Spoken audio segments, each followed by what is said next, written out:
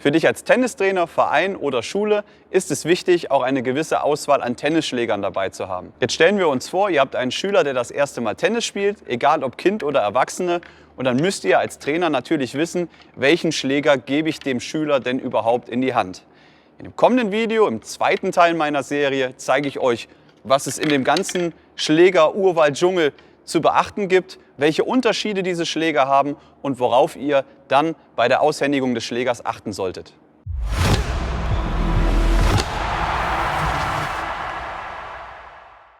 Hallo, schön, dass du wieder dabei bist. Ich bin der Martin und willkommen zu einem neuen Video hier in meinem Kanal.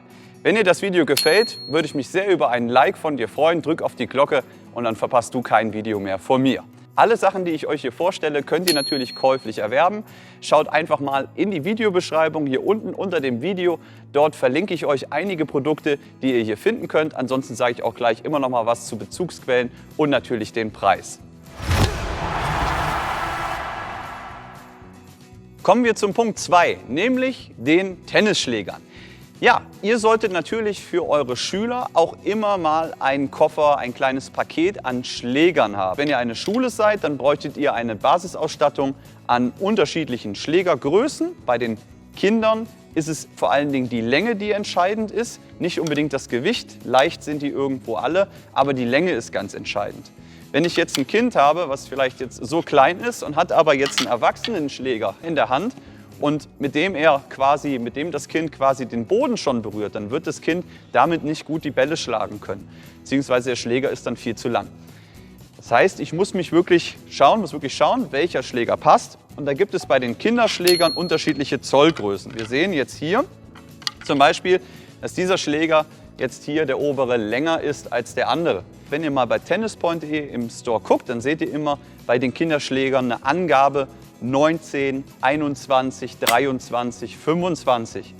Und diese Angabe steht für Zoll. Ja, Zoll sind 2,5 cm. Und wenn ich jetzt im Prinzip die 19 mal 2 multipliziere, komme ich in etwa dann auf die kleinste Schlägergröße. Darauf gilt es auf jeden Fall zu achten. Also, schaut, dass ihr eine Auswahl habt an verschiedenen Größen. Man könnte auf das Thema jetzt noch genauer eingehen, aber das wäre wirklich was für ein extra Video, was es dann noch so alles zu beachten gibt. Es gibt sogenannte Pakete. Zum Beispiel bei tennispoint.de habe ich gesehen ein Wilson-Paket. Da sind zum Beispiel 20 Tennisschläger für euch als Schule drin. Da ist ein Kleinfeldnetz drin.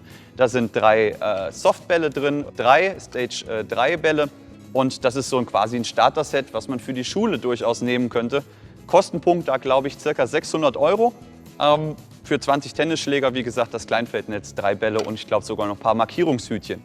Es gibt aber auch kleinere Sets, die ihr sicherlich jetzt einfach, wenn ihr einen Start als Trainer machen wollt und ihr braucht einfach mal so eine Basisausstattung, gibt es auch kleinere Sets mit, glaube ich, 25 Zoll Schlägern. Und da könnt ihr natürlich auch ein bisschen was sparen. Ansonsten kostet so ein kleiner Schläger um die 20 €. Im kommenden Teil möchte ich noch mal ein bisschen auf diese Schlägergröße hier jetzt eingehen. Das ist die 25 Zoll Größe und jetzt gibt es hier ein paar Unterschiede zu beachten.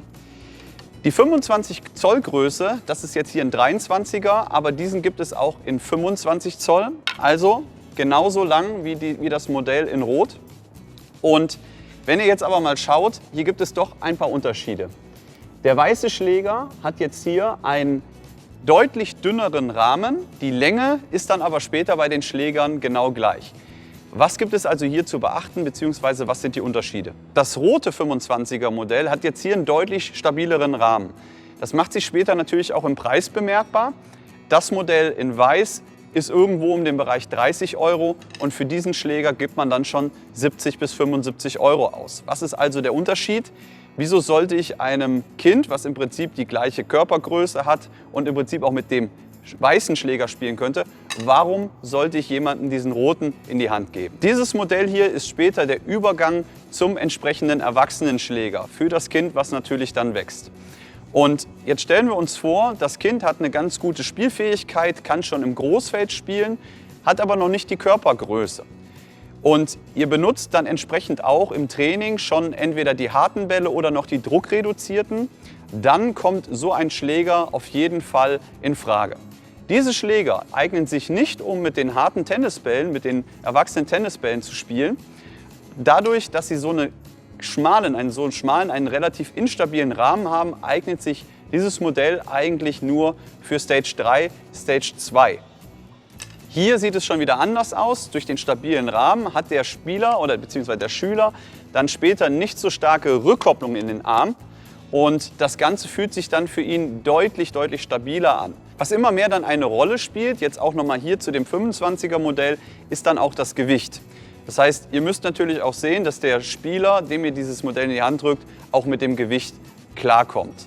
Ungefähr liegen die von der Grammzahl bei 230 bis 240 Gramm. Und das ist natürlich ein deutlicher Unterschied zu dem weißen Modell, was ich euch gezeigt habe. Daher ist das eigentlich dann der Übergangsschläger für den Erwachsenenbereich und zu dem kommen wir jetzt. Was mir jetzt wichtig ist für dieses Video ist die Situation, ihr seid Trainer, ihr seid auf dem Platz und der Papa möchte gerne auch mal Tennis spielen lernen. Und jetzt müsst ihr euch die Frage stellen als Trainer von meinen Modellen, ich habe ein paar alte Modelle da, welchen Schläger drücke ich denn ihm jetzt in die Hand? Auf was muss ich achten?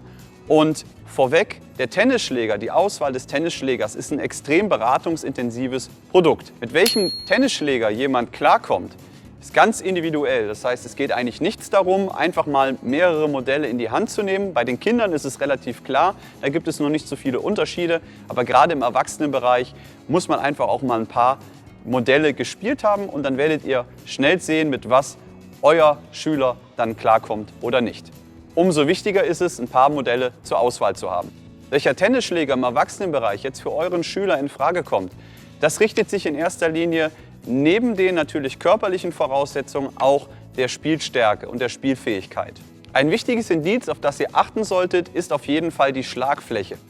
Die Schlagfläche wird in Quadratzentimetern angegeben und man kann sagen, Anfänger spielen eher mit einer größeren Schlagfläche, während Profis, Fortgeschrittene mit einer schmaleren bzw. einer kleineren Schlagfläche spielen. Man kann das Ganze einkategorisieren in kleine, mittlere und große Schlagflächen. Kleine Schlagflächen sind so bei 600 bis 630 Quadratzentimetern, mittlere sind so im Bereich 645 bis 660 und große Schlagflächen ab 660 Quadratzentimeter aufwärts. Wo findet ihr jetzt die ganzen Angaben? Das ist natürlich von Modell zu Modell verschieden. Hier zum Beispiel bei einem Head-Modell steht das Ganze hier auf der Seite. Ich halte es euch mal so in die Kamera, blende es dann auch noch mal ein als Detailbild und da findet ihr die ganzen Angaben, die wichtig sind. Dann spielt natürlich auch die Griffstärke eine Rolle. Ich kann natürlich keinem Kind einen Erwachsenenschläger in die Hand drücken mit einer Griffstärke 4. Ja, da wird er im Prinzip Probleme haben, den Schläger überhaupt zu halten. Welche Griffstärken gibt es also? Zum einen zeige ich euch erstmal, wo ihr das erkennen könnt, nämlich hier am Schlägergriff. Da ist immer eine Zahl und da könnt ihr sehen, welche Griffstärke der Schläger hat. Ich habe jetzt hier ein Modell mit der Griffstärke 3.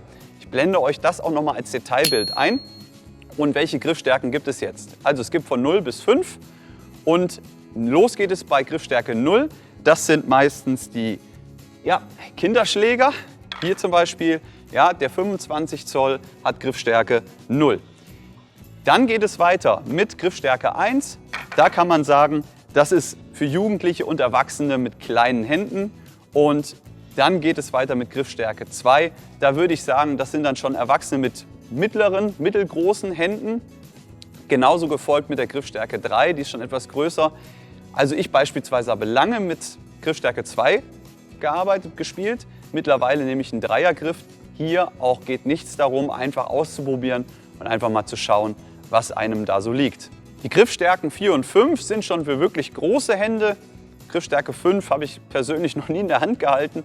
Man sagt aber so, ja, für wirklich große Männerhände ab 1,80 Meter, das ist so ein Fall für Griffstärke 5. Aber wie gesagt, einfach die Schläge einfach mal greifen, in die Hand nehmen und dann wird der Schüler relativ schnell das Feedback geben, finde ich gut, finde ich nicht gut. Dann ist ein weiteres Merkmal natürlich auch das Schlägergewicht. Ich hatte es ja vorhin gesagt, der 25er Jugendschläger, die liegen so bei 230, 240 Gramm und danach kommen die Erwachsenenschläger. Und die haben natürlich auch dann eine Aufteilung. Also es gibt Modelle, ich spreche jetzt mal von der Firma Head, weil ich die selber spiele, Die haben meistens eine Light-Version von Schlägern, dann eine S-Version von Schlägern, eine MP-Version von Schläger und eine Pro-Version von Schläger. Und die unterscheiden sich natürlich auch noch in anderen Gesichtspunkten, aber vor allen Dingen eben halt auch mit dem Gewicht. Light ist das niedrigste und dann geht es nach oben bis zum Pro, der am schwierigsten ist. Am schwersten. Bei einem leichten Schläger würde ich jetzt so von 240 bis 260 Gramm ausgehen. Alles, was über 300 Gramm ist, ist schon sehr, sehr schwer. Und das ist mit Sicherheit auch kein Modell, was ihr jetzt unbedingt als Tennistrainer in eurer Auswahl haben solltet. Was ich euch jetzt als Trainer empfehlen würde, was ihr auf jeden Fall in einer Auswahl an Schlägern dabei haben solltet, ist einmal eine leichte Version. Das ist jetzt hier zum Beispiel der Instinct Light, 270 Gramm. Dann haben wir hier den etwas schwereren, das ist der Instinct S, der hat 285 Gramm, bis hin zum MP-Modell, der liegt ungefähr bei 300 Gramm. Nach unten kann es vielleicht auch noch ein bisschen leichter sein, aber das sind so die 3 Bereiche, die ich euch empfehlen würde. Dann ist auf jeden Fall auch noch wichtig der Balancepunkt. Der Balancepunkt wird immer vom Griff gemessen und 320 mm sind in etwa ausgewogen. Also man sagt, man unterscheidet zwischen ausgewogen, kopflastig oder grifflastig. Man kann da ganz pauschal sagen, kopflastig sorgt für mehr Power, grifflastig für mehr Kontrolle. Und ob euer Schläger jetzt, wo das Gewicht verteilt ist, da gibt es einen simplen Trick. Könnt ihr einfach mal den Schläger in die Mitte nehmen, ans Schlägerherz, und dann werdet ihr sehen, der ist relativ ausgewogen. Hier haben wir ein Modell, das halte ich auch mal nach vorne, der fällt mir schon nach vorne unten. Das heißt, hier sind wir mit einem kopflastigen Schläger unterwegs. Und dann haben wir hier auch noch mal ein Modell, ja, auch das ist kopflastig. Es gibt aber auch gleichermaßen auch Schläger, die entsprechend grifflastig sind. Was ihr jetzt natürlich da in diesem Bereich, im Balancebereich, euren Schülern an die Hand gebt, das ist für jeden ganz, ganz individuell. Einfach mal mit mehreren Modellen spielen lassen und dann wird sich relativ schnell herauskristallisieren, mit welchem Modell euer Schüler klarkommt. So, das waren jetzt eine ganze Menge Informationen zum Thema Schläger. Ich weiß, man könnte das Ganze jetzt noch viel, viel ausführlicher und detaillierter zeigen. Vielleicht habe ich auch das eine oder andere vergessen. Aber das Wichtige ist, dass ich als Trainer ungefähr weiß, welche Merkmale hat so ein Schläger und was gebe ich den Leuten dann entsprechend in die Hand, damit das Tennistraining auch wirklich zum Spaß wird und natürlich auch erfolgsversprechend wird. Im dritten Teil meiner Serie, nächste Woche, dreht sich alles um Trainerzubehör, Trainermaterial, Trainerbedarf. Und da könnt ihr gespannt sein. Da zeige ich euch oder stelle ich euch auf jeden Fall einige Sachen vor, die ihr auf jeden Fall in eurem Tennistraining benutzen solltet. Also bleibt dran. Wenn ihr Fragen zu dem Video habt, schreibt es mir in die Comments. Ich freue mich über jede Meinung von euch. Bis dahin und bye bye, euer Martin.